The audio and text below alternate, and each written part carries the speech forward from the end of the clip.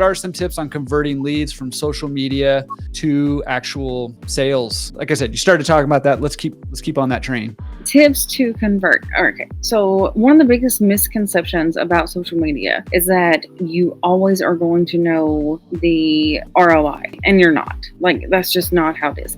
It is a lot. It is, like, in my opinion, 90% brand awareness.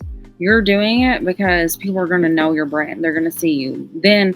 And so, especially for pick and delivery, they're going to have to see your brand many times before that they are going to actually invest or try you out.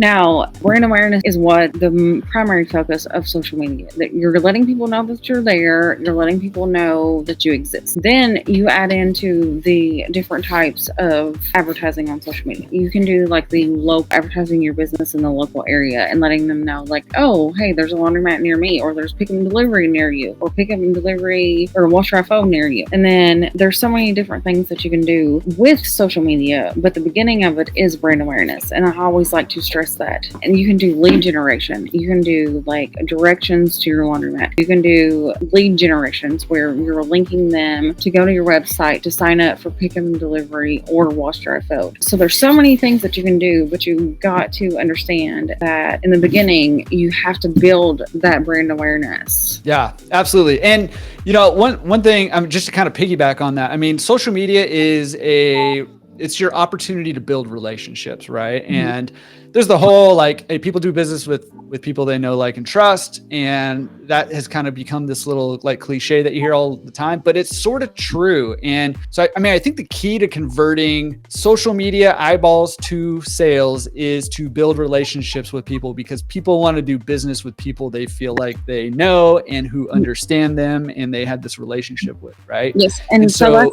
that's why it has to be real life. Like, and that's why you have to post often. Like, people want to see what's actually going on. Like, they want to see like what you're doing or what your attendants are doing.